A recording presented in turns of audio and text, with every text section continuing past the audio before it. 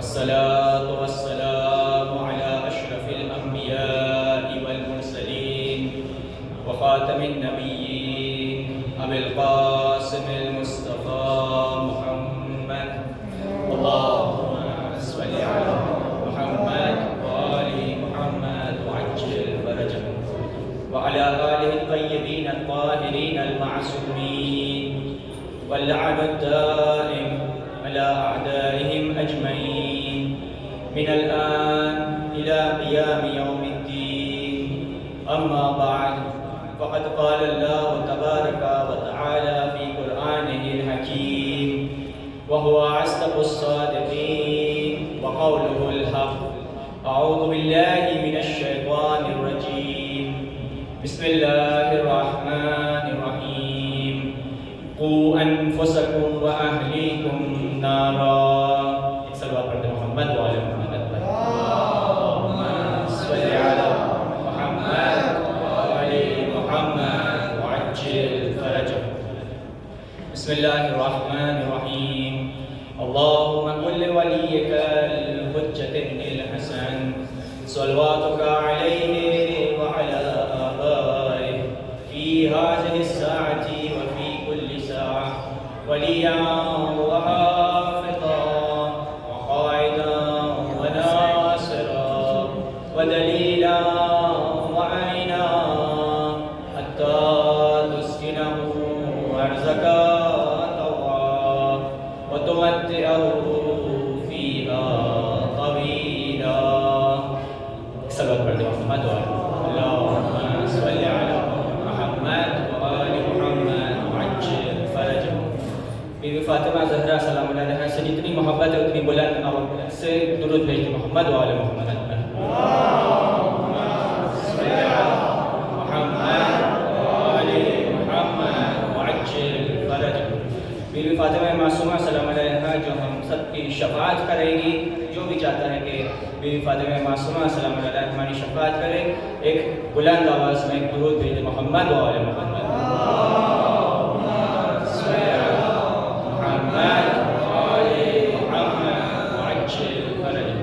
جس طرح سے ہم بی بی فاطمہ معصومہ سلام علیہا کی زیارت میں پڑھتے ہیں کہ فَإِنَّ لَكَ عِندَ اللَّهِ شَأْنًا مِنَ الشَّأْنِ یا فاطمہ تشفعی لنا فی الجنہ،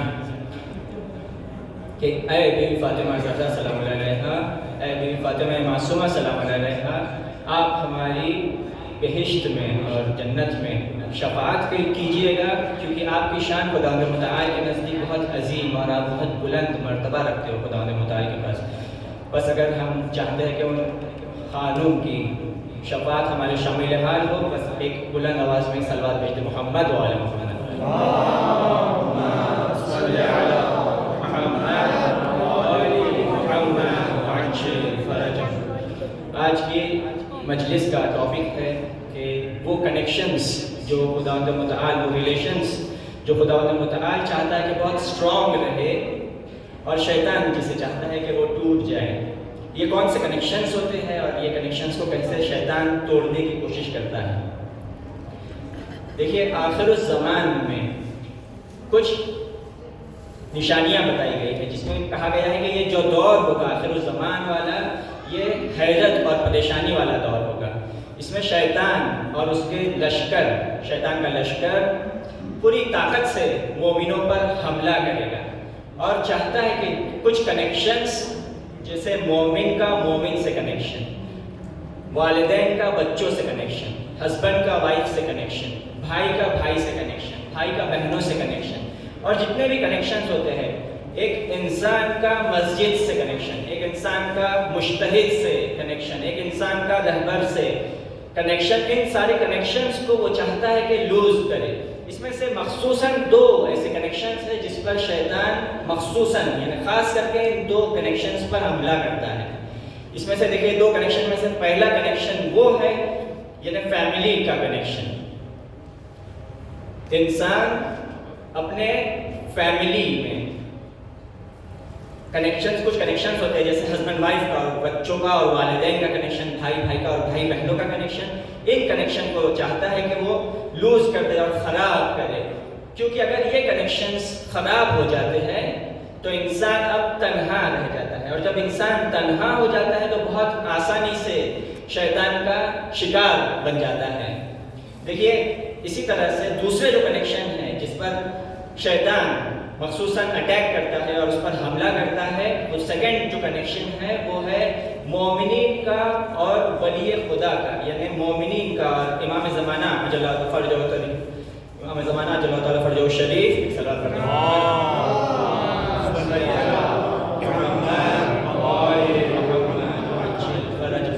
اس کنیکشن کو بھی وہ حملہ کرتا ہے اور خراب کر دیتا ہے۔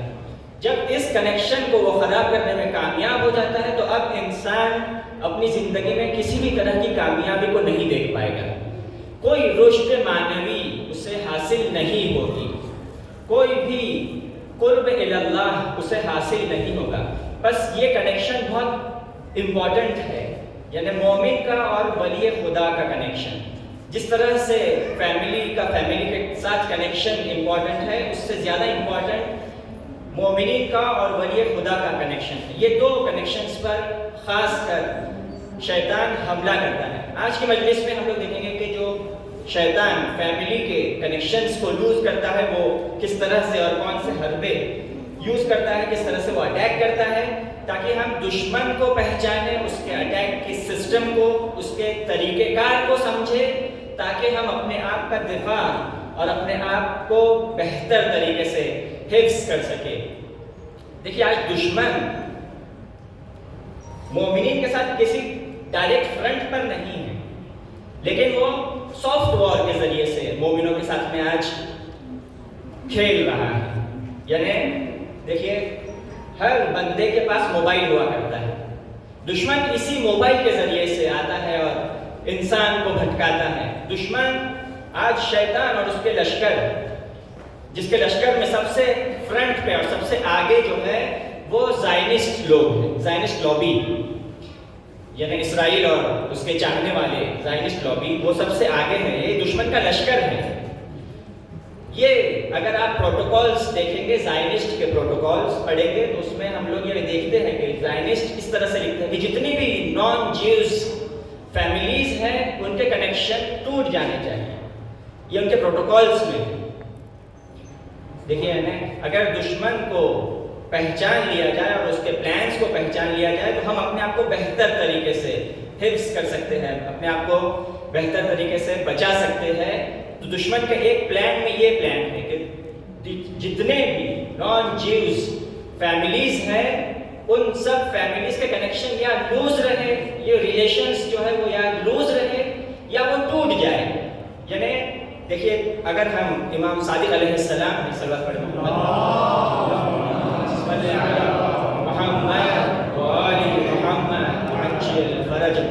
کوئی شخص آتا ہے امام صادق علیہ السلام کی خدمت میں آ کر کہتا ہے کہ مجھے آخر الزمان کے کچھ نشانیاں بتائیں۔ تو امام صادق علیہ السلام دیکھیے نشانیاں بتا رہے ہیں، جس میں سب سے پہلی نشانی کہہ رہے ہیں کہ کثرت الطلاق، طلاق بہت زیادہ ہو جائے گی آخر الزمان میں۔ دیکھیے دوسری نشانی بتا رہے ہیں کہ کثرت العقوق، دیکھیے پہلی جو نشانی ہے کہ کثرت الطلاق، طلاق بہت زیادہ ہو جائے گی۔ دشمن نے اس پر بہت زیادہ یعنی آبزرو کیا، اس پر بہت زیادہ اسٹڈی کیا ہے۔ طلاق دو طرح کے ہوتے ہیں، ایک طلاق تو وہ جو یعنی ہسبینڈ وائف جدا ہو جائے ایک دوسرے سے، ایک طلاق وہ ہوتی ہے کہ جس میں ہسبینڈ وائف کا کنیکشن یعنی ساتھ میں رہتے ہیں، ایک گھر میں ہیں، ایک ساتھ بیڈ روم میں بھی ہے، لیکن دونوں کے بیچ محبت نہیں ہے۔ یہ جو کنیکشن ہے یہ سرد ہو چکا ہے اور دشمن یہی چاہتا ہے، الگ الگ طرح سے پلانز کرتا ہے، الگ الگ سیریلز بناتا ہے، الگ الگ فلمز بناتا ہے، اور اسی فلم کے ذریعے سے مومنوں کے ذہن میں وسوسہ ڈالتا ہے، جس کی وجہ سے یہ جو کنیکشن ہوتا ہے ہسبینڈ وائف کا کنیکشن یہ یا ٹوٹ جاتا ہے یا لوز ہو جاتا ہے۔ اسی لیے امام صادق علیہ السلام فرما رہا ہے کہ آخری زمانے کی نشانیوں میں سے یہ ہے کہ کثرت الطلاق، یعنی طلاق بہت زیادہ ہو جائے گی۔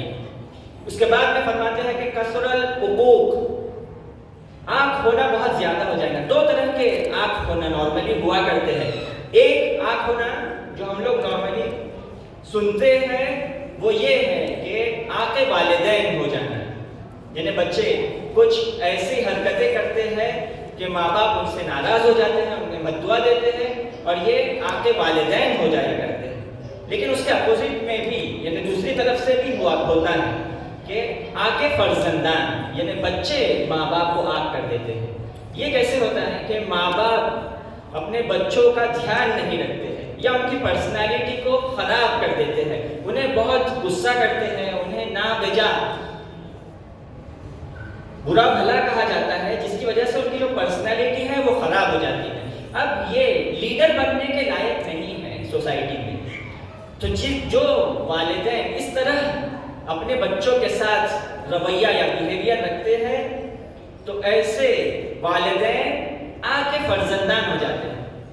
دیکھیے دو طرح کے آنکھ ہوئے، ایک آنکھ کے والدین اور دوسرا آنکھ کے فرزندان۔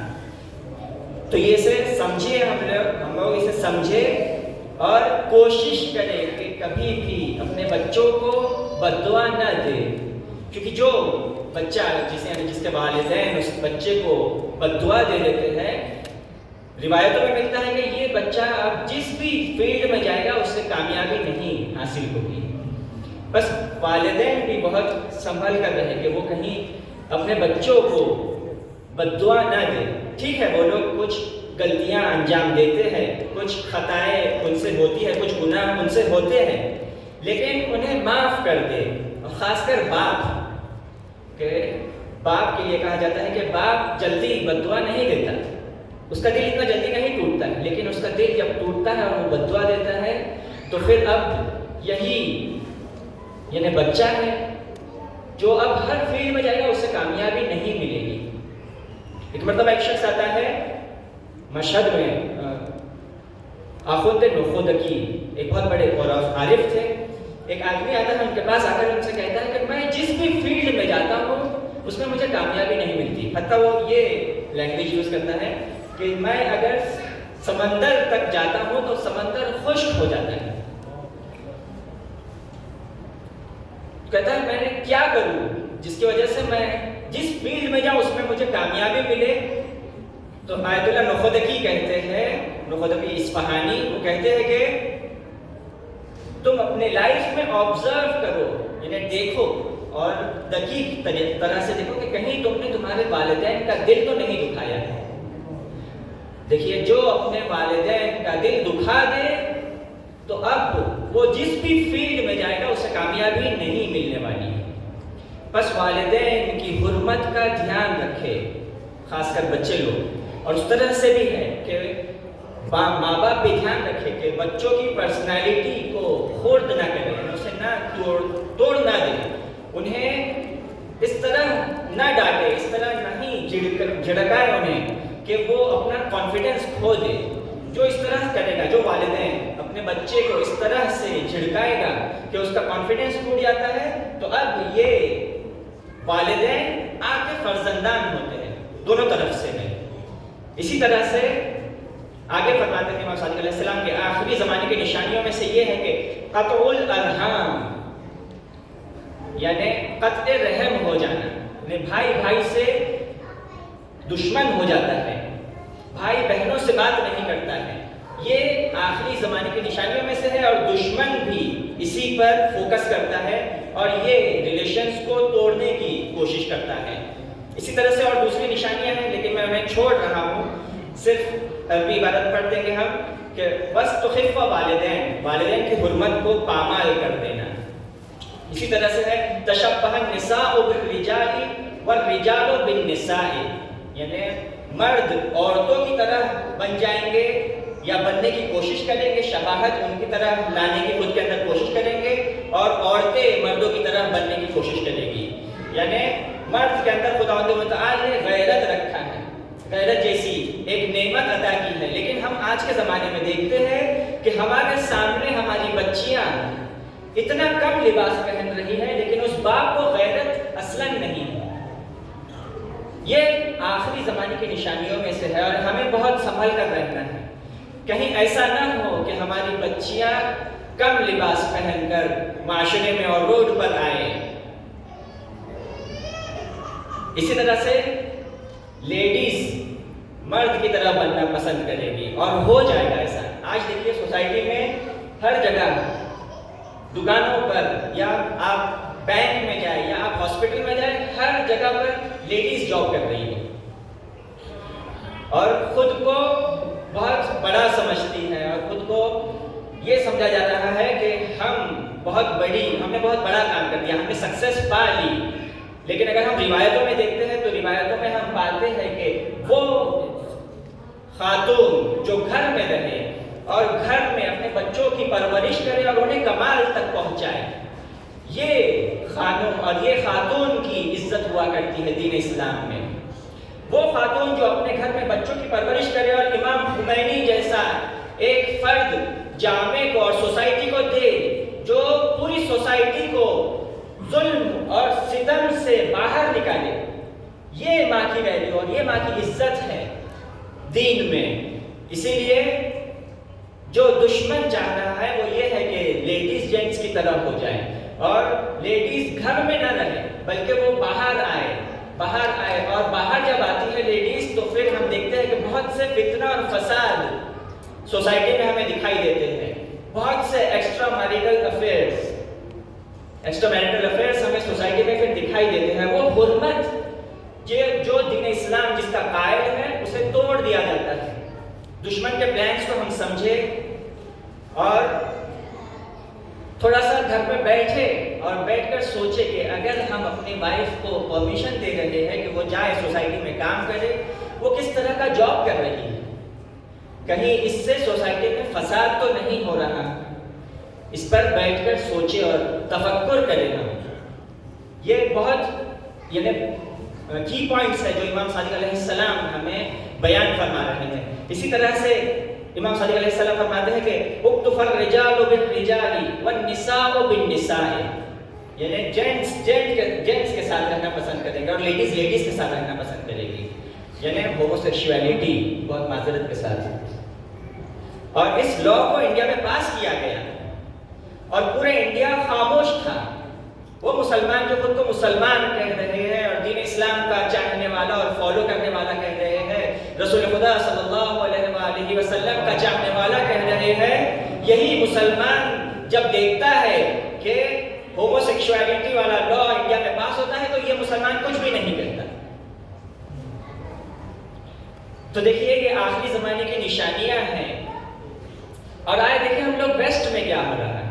ویسٹ میں یہ سارے لاز پاس ہو چکے، وہاں پہ فیملی کی ڈیفینیشن اگر ہم لوگ دیکھتے ہیں تو فیملی کی ڈیفینیشن نارملی یہ ہوتی ہے کہ ایک روف کے انڈر میں، ایک چھت کے نیچے ہسبینڈ وائف رہے، ان کے بچے رہیں، ان کے والدین رہیں، اور یہ آپس میں اپنے درد و دل کو بانٹے اور آپس میں باتیں کرے، آپس میں خوشیاں ایک دوسرے کے ساتھ میں شیئر کرے، یہ ایکچوئل میں فیملی کی ڈیفینیشن ہوا کرتی ہے۔ لیکن ویسٹ میں دیکھیے فیملی کی ڈیفینیشن کیا ہے۔ ویسٹ کے فلاسفرز اور ویسٹ کے جو تھنک ٹینکرز ہوتے ہیں، جو وہاں کی پالیسیز بناتے ہیں، وہ اس طرح سے لکھتے ہیں کہ فیملی ہسبینڈ وائف سے مل کر بنتی ہے، دو لیڈیز اگر جمع ہو جائے تو یہ بھی فیملی ہے، دو جینٹس اگر جمع ہو جائیں گے تو یہ بھی فیملی ہے، ایک ماں اپنے بچے کے ساتھ زندگی کرے اور اس بچے کا باپ کون ہے یہ نہیں پتا ہے، یہ بھی فیملی کی ڈیفینیشن میں آتا ہے۔ اور بہت بار یہ بھی ہوتا ہے کہ ہسبینڈ بچے کے ساتھ ہے اور وائف کا پتہ نہیں ہے کہ کہاں پر ہے ابھی، اور یہ بھی اسے بھی فیملی کے اندر میں شمار کیا گیا ہے۔ اگر ہم لوگ جاتے ہیں انٹرنیٹ پر جائیں، آپ لوگ انٹرنیٹ پہ جا کر سرچ کیجئے گا IFS International Federation of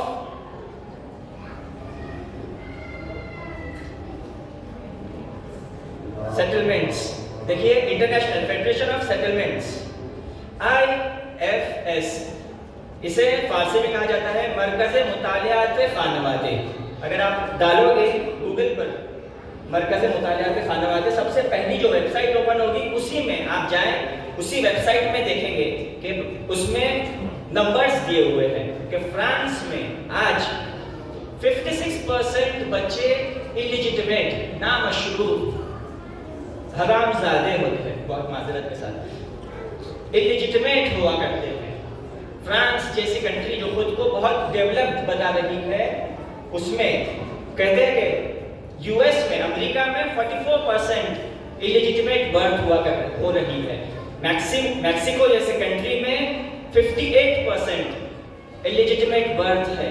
Brazil میں 66%، یعنی ہر 3 بچوں میں سے 2 بچے نامشروع ہے اور اللیجٹمیٹ ہے۔ یہ سب دنیا میں کیوں ہو رہا ہے؟ اسے ہم لوگ آبزرو کریں اور سوچیں اس پر، تو پتہ چلتا ہے کہ وہ جو پروٹوکولز شیطان کے لشکر کے اور زائنسٹ لابی کے ہیں، وہ امپلیمنٹ ہو رہے ہیں پوری دنیا میں، اور اسے انڈیا میں بھی امپلیمنٹ کیا جا رہا ہے، اور اسی لیے انڈیا میں وہ لا پاس ہوا ہے۔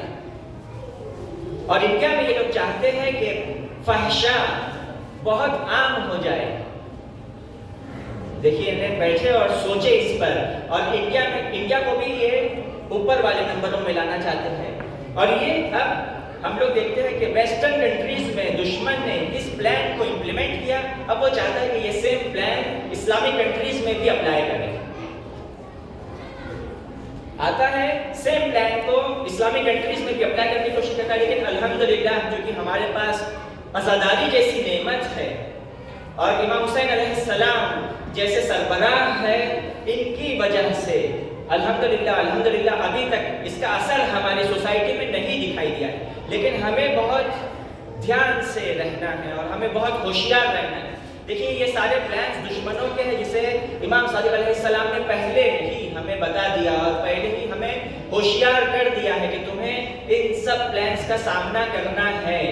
اسی لیے ہم دیکھتے ہیں کہ قرآن ہمیں سورہ تحریم آیت نمبر 6 میں قرآن فرماتا ہے کہ قُوا أَنفُسَكُمْ وَأَهْلِيكُمْ نَارًا، کہ بچائیں خود اپنے آپ کو اور اپنی فیملی کو، اپنے آپ کی حفاظت کرے اور اپنے فیملی کی حفاظت کرے۔ یہ بانڈنگ اور یہ ریلیشن جو ہوتے ہیں فیملی کے اندر کے، اسے مضبوط بنائیں۔ اگر واقعی ہم مومن ہیں، جتنا یہ کنیکشن مضبوط ہوگا اتنا ہی سوسائٹی مضبوط ہوگی۔ جتنا یہ کنیکشن مضبوط ہوگا، یعنی فیملی کا ہسبینڈ وائف کا ریلیشن جتنا اسٹرانگ ہوگا، یہ دونوں آپس میں محبت جتنی زیادہ کریں گے، اتنی بہتر طریقے سے بچوں کی پرورش ہو پائے گی۔ بچوں کو وہ ماحول ملے گا جس سے وہ سرباز امام بن سکتے ہیں، امام کے مددگار بن سکتے ہیں، امام کے ناصروں میں شمار ہو سکتے ہیں۔ آج ہم لوگ گھر پر جا کر یہ بیٹھے اور سوچے کہ اگر ہمارے وائف سے کنیکشن اتنا اسٹرانگ نہیں ہے، اس کا ڈائریکٹ اثر اس کنیکشن پر پڑتا ہے جو مومن اور ولی خدا کا کنیکشن ہوتا ہے۔ یعنی ہم اگر چاہتے ہیں کہ ناصران امام میں سے ہو، تو یہ کنیکشن جو ہسبینڈ وائف کا ہوتا ہے، اسے زیادہ سے زیادہ اسٹرانگ بنائیں، اسے زیادہ سے زیادہ مضبوط بنائیں۔ جو جتنا زیادہ اس کنیکشن کو اسٹرانگ بنائے گا، جو جتنا درگزر کرے گا، جو جتنا معاف کر دے گا، وہ پہلے جنت میں جائے گا۔ یعنی ایک حدیث ہے جو امام حسین علیہ السلام سے ہے، ایک صلوات پڑھتے ہیں محمد وعلی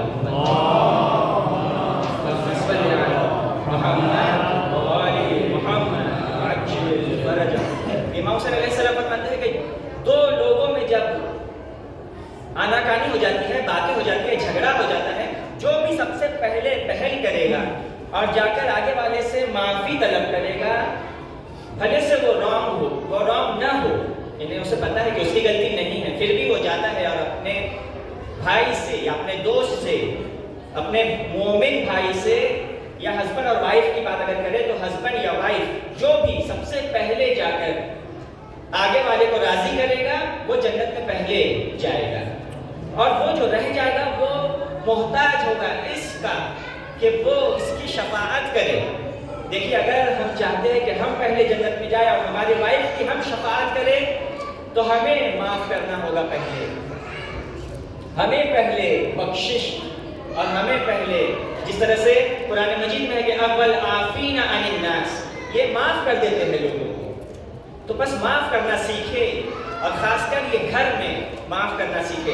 اسی لیے اگر ہم لوگ دیکھتے ہیں کہ روایتوں میں کچھ روایت آپ کے سامنے پیش کرنا چاہیں گے، اس باب کی یعنی ہسبینڈ وائف ریلیشن یا فیملی کے جو ریلیشنز ہوتے ہیں، اس کی اگر ہم لوگ روایتیں دیکھیں گے تو اس کی بہت زیادہ روایتیں ہمیں ملتی ہے، اور وہ بھی کتب معتبر میں 1 2 10 15 20 25 اتنی نہیں، اس سے کئی زیادہ روایتیں ہیں۔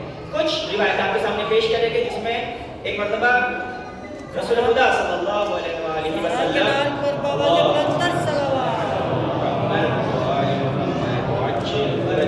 بیٹھے ہوئے ہیں، اپنے اصحاب سے کہتے ہیں کہ جلوس المرء عند عیالہ احب الی اللہ من اعتکاف من مسجدی ھذا، یعنی اگر کوئی شخص، اگر کوئی مرد اپنے گھر والوں کے ساتھ بیٹھتا ہے، وہ جتنی دیر بیٹھے گا اپنے گھر والوں کے ساتھ اتنی دیر اس کو مسجد نبوی میں اعتکاف کرنے کا ثواب ملتا ہے۔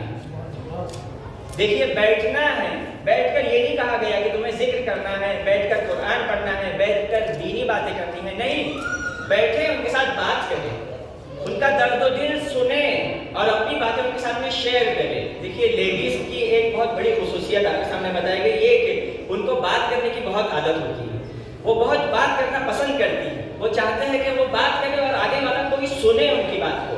ہسبینڈ اگر اپنے وائف کی بات کو نہیں سنے گا، اب یہی جو وائف ہے یہ باہر جائے گی اور باہر جا کر دوسرے لوگوں سے اپنے دل کی بات کو کہے گی۔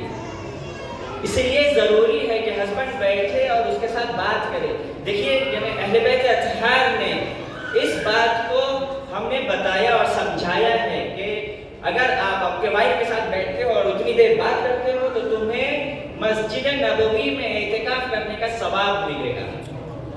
دیکھیے اس کے بعد میں ایک اور حدیث آپ کے سامنے پیش کریں گے کہ امام صادق علیہ السلام فرماتے ہیں کہ اگر ایک عورت اپنے مرد کے لیے، اپنے ہسبینڈ کے لیے، اپنے شوہر کے لیے 1 گلاس پانی لے کر آئے، صرف 1 گلاس پانی لے کر آئے اور اسے یہ بتائے کہ میں تمہارا دھیان رکھ رہی ہوں، جیسے سمجھو ہسبینڈ گھر میں آتا ہے تو سلام کرتی ہے اور ایک گلاس پانی کا لا کر دیتی ہے، تو یہ پانی کا گلاس لا کر دینا کہا جاتا ہے کہ یہ 1000 سال کی عبادت سے افضل ہے۔ اس میں آگے روایت اس طرح سے ہے کہ وہ بھی 1 سال 1 سال کی عبادت، وہ 1 سال کیسا ہے؟ دن بھر روزہ رکھا ہو اور رات بھر عبادت کی ہو۔ دیکھیے 1 گلاس پانی لا کر دینا ہے، اس کے بدلے میں پورے سال کا ثواب، اور اس میں بھی ہر روز روزہ رکھا ہے اور ہر رات پورا سال رات بھر کھڑے رہ کے عبادت کی ہے، اتنا ثواب ہے 1 گلاس پانی لا کر دینے کے بدلے میں۔ اسی طرح سے پیغمبر اکرم صلی اللہ علیہ وآلہ وسلم فرماتے ہیں،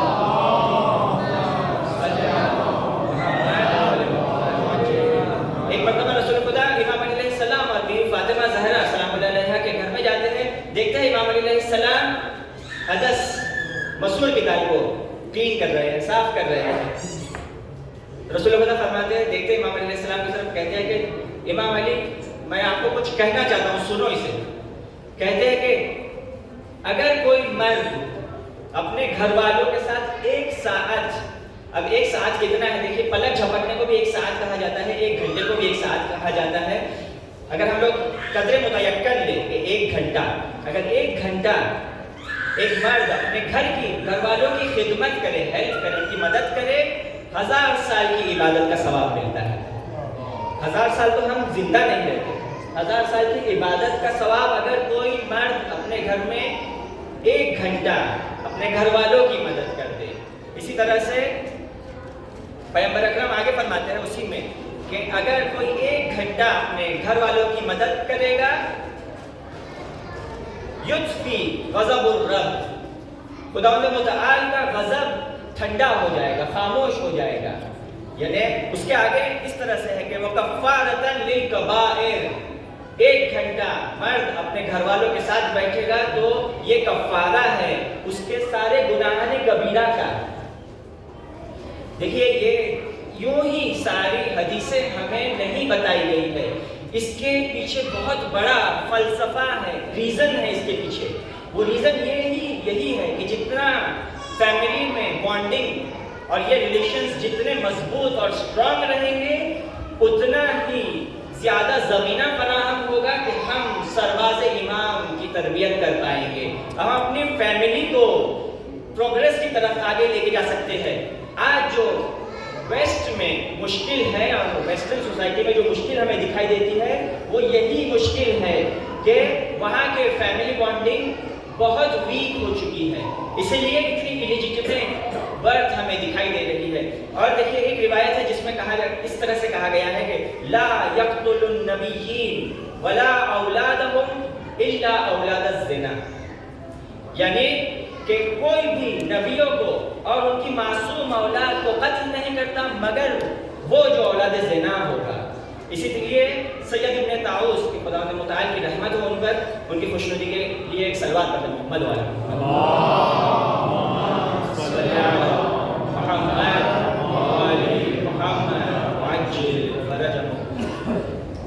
ابن طاؤس اپنے بک یحوف میں لکھتے ہیں کہ جب امام حسین علیہ السلام کو شہید کر دیا گیا اور ان کے بدن کو پامال کرنے کے لیے جب ابن زیاد عمر سعد نے حکم دیا تو 10 لوگ آمادہ ہوئے، وہ 10 کے 10 جو تھے ان کے نام موجود ہیں، اور ابن طاؤس کہتے ہیں کہ یہ 10 لوگ بھی حرام زادے تھے۔ دیکھیے یعنی جب انسان فیملی سے جدا ہو جاتا ہے اور تنہا ہو جاتا ہے بہت آسانی سے شیطان کا شکار ہو جاتا ہے، بہت آسانی سے شیطان اب اسے اپنے چنگل میں لے لیتا ہے اور اس سے وہ کام کراتا ہے جو اس نے نہیں سوچا ہوا تھا، یعنی اپنے زمانے کے امام کے سامنے کھڑا ہو جاتا ہے وہ شخص۔ اسی لیے ساتھ میں رہے مومنین، جنگ میں رہے، ساتھ میں رہنا سیکھے اسے ہم لوگ۔ اسی طرح سے اگر ہم لوگ دیکھیں گے کہ 3 سٹیٹمنٹس اور 3 سینٹنسز اگر مومن یاد کر لے، 3 سینٹنسز اگر مومن یاد کر لے، اس کا بہت زیادہ اثر ہوتا ہے وہ جس طرح سے اپنے فیملی سے بیہیو کرتا ہے اس سے۔ دیکھیے اس میں پہلا سینٹنس اس طرح کا ہے کہ گھر اور فیملی عبادت کی جگہ ہے۔ سب سے پہلا سٹیٹمنٹ کہ گھر اور فیملی عبادت کی جگہ ہے۔ دوسرا سٹیٹمنٹ گھر اور فیملی ریاضت کی جگہ ہے۔ تیسرا سٹیٹمنٹ گھر اور فیملی تربیت کی جگہ ہے۔ اتنی جو حدیثیں بیان کی گئی ہے، یہ حدیثیں دیکھیے بہت چھوٹے چھوٹے کام ہیں لیکن اس کا ثواب اتنا عظیم ہمیں دیا جاتا ہے۔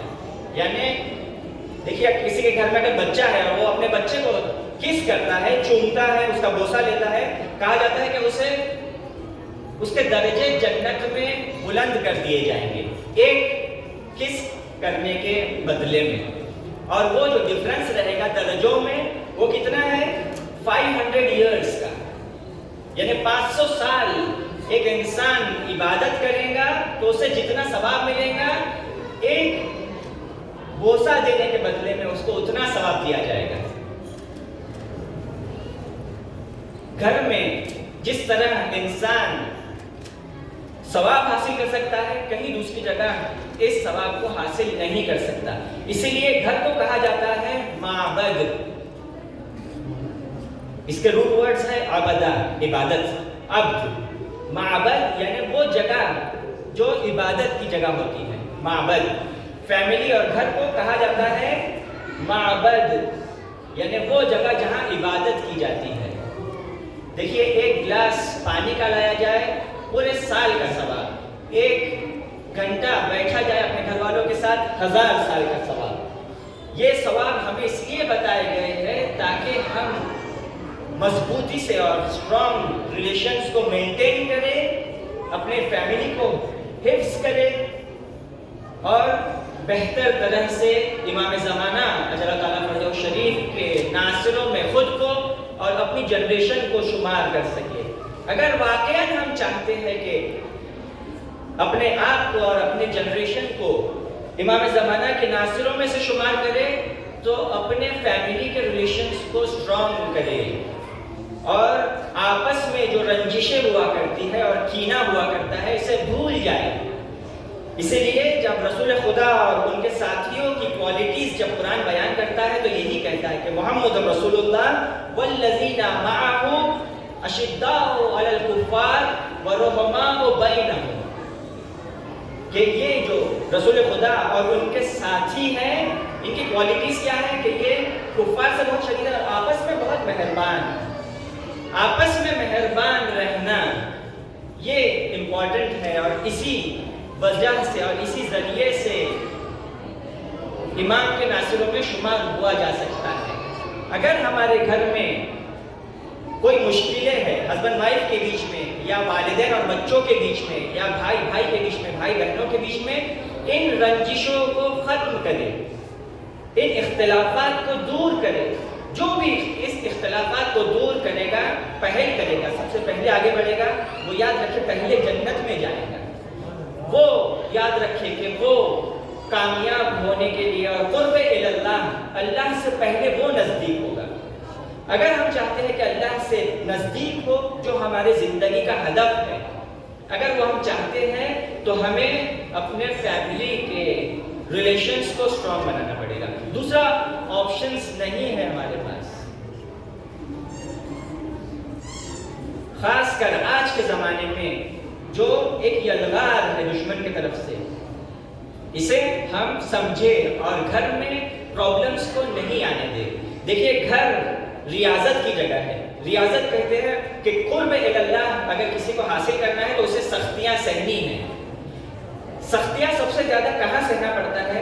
وہاں جہاں خون جگر پہ پیے انسان، یعنی میری غلطی نہیں ہے پھر بھی میں جاؤں اور میں اپنے وائف سے کہوں کہ بے بخشید، سوری، مجھ سے غلطی ہو گئی تھی، یا وائف اس کی غلطی نہیں ہوئی تھی پھر بھی وہ آئے اور ہسبینڈ سے کہے کہ مجھے معاف کر دو، مجھ سے غلطی ہو گئی، اور وہ مینٹین کرے اس ریلیشن کو۔ جو اس ریلیشن کو مینٹین کرے گا اور مضبوط کرے گا، وہ اپنے زمانے کے امام کی مدد کر رہا ہے، وہ اپنے زمانے کے امام کا ناصر ہے اصل میں۔ باقی دوسرے تو بہت سے لوگ ہوتے ہیں جو زبان سے کہتے ہیں کہ ہم امام زمانہ کی دعا ہر روز پڑھتے ہیں، دعائے عہد پڑھتے ہیں اور زیارت آل یاسین پڑھتے ہیں، ہمیشہ ہر سے شنبے جاتے ہیں اور جا کر جمکران میں امام زمانہ کی نماز پڑھتے ہیں۔ زبان سے کہہ رہا ہے، جب عمل کی بات آتی ہے تو عمل میں یہی انسان اپنے دل میں سب سے زیادہ کینہ لے کر بیٹھتا ہے، تو وہ زبانی امام کا ناصر ہے لیکن دل سے نہیں۔ اسی طرح سے جس طرح سے کربلا میں جب امام حسین علیہ السلام آتے ہیں اور آ کر جب حبیب اور مسلم بن اوسجہ جب کوفے سے آتے ہیں تو امام علیہ السلام پوچھتے ہیں کہ کوفے کے کیا حالات ہیں، تو کہتے ہیں کہ سب کے دل تو آپ کے ساتھ ہیں لیکن سب کے شمشیریں آپ کے اگینسٹ ہیں۔ دیکھیں، سب چاہتے ہیں کہ امام کا ساتھ دے لیکن عمل میں امام کے اگینسٹ کھڑے ہیں، سمجھے؟ تو ہمیں یہ دیکھنا کہ ہم کتنا عمل میں آگے ہیں۔ بس عزیزان، یعنی وقت بہت ہو گیا۔ اس پوری سخنرانی اور یہ جو مجلس ہے اس کا نچوڑ یہی ہے کہ فیملی اور گھر ہی وہ جگہ ہے جو ایکچوئل میں عبادت کی جگہ ہے۔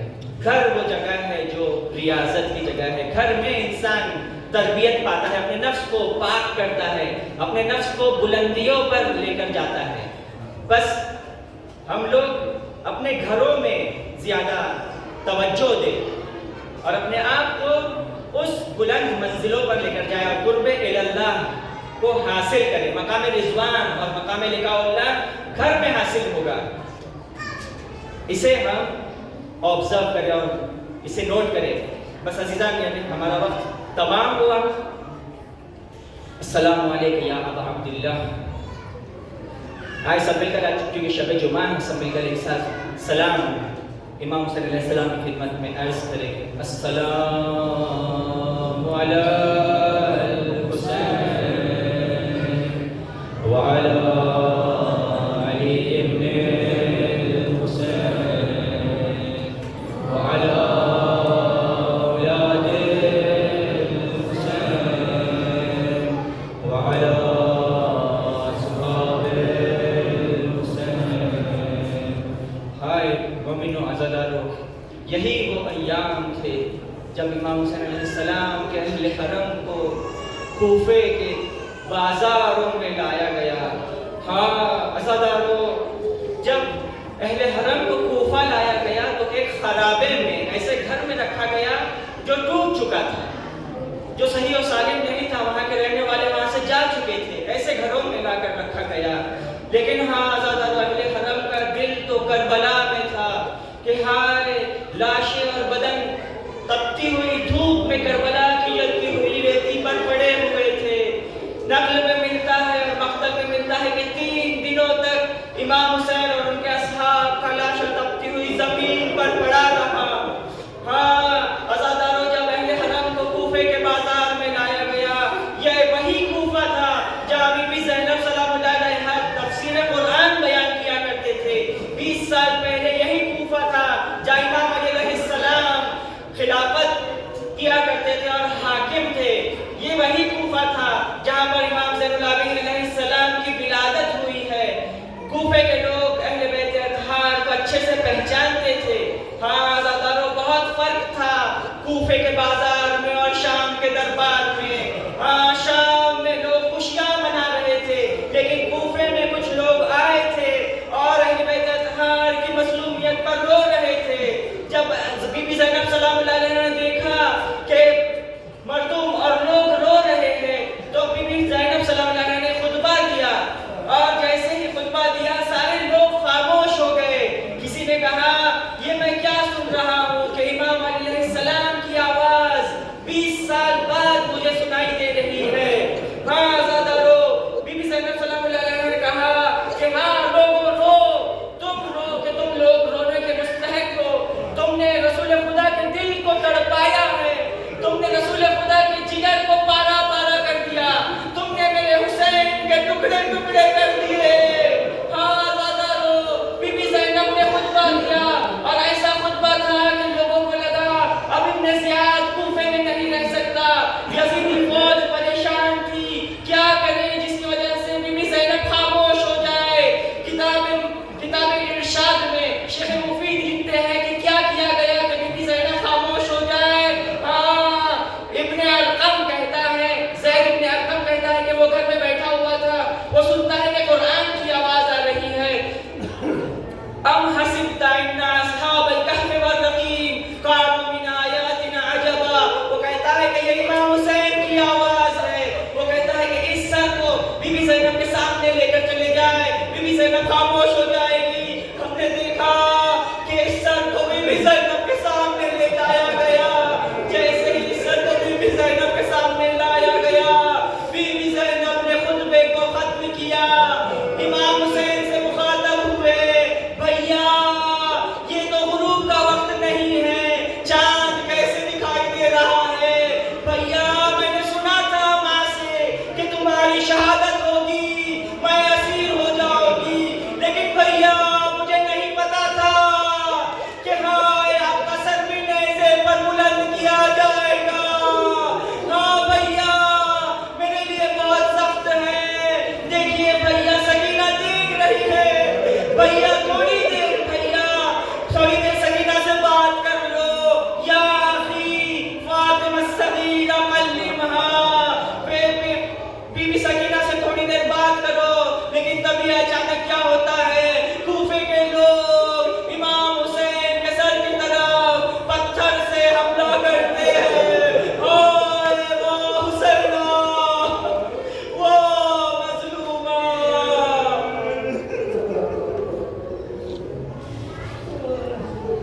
الا لعنۃ اللہ علی القوم الظالمین وسيعلم الذين ظلموا أي منقلب ينقلبون. اللهم إني نسألك ونذكر باسمك العظيم الأعظم والأجل الأكرم. سب مل کر کہتے 10 مرتبہ یا اللہ یا اللہ یا اللہ یا اللہ یا اللہ یا اللہ یا اللہ یا اللہ یا اللہ یا اللہ. خدا کے بعد خدا متعال سے واسطہ ہے محمد و آل محمد کا جو کچھ بھی ہم نے سنا اور پڑھا ہے اس پر ہمیں عمل کرنے کی توفیق عطا فرما. اے پاک پروردگار ہمیں بہترین ناصران امام زمانہ میں سے شمار فرما. اے پاک پروردگار ہماری جنریشنز کو، ہماری نسلوں کو امام زمانہ کے ناصروں میں سے سے شمار فرما۔ اے پاک پروردگار واسطہ ہے بیت اطہار کا، جہاں جہاں بھی مومن و مومنات اس جہان میں ان کی جان مال عزت آبرو کی حفاظت فرما۔ اے پاک پروردگار واسطہ ہے بی فاطمہ معصومہ سلام اللہ علیہا اور اہل بیت اطہار کا، یہ بیماری جو اس دنیا میں پھیلی ہوئی ہے کرونا، اس سے تمام مومن و مومنات جہاں جہاں بھی ہیں ان سب کی حفاظت کرنا، اور جو مریض ہے انہیں جلد از جلد شفا کامل اور عاجلہ عطا فرما۔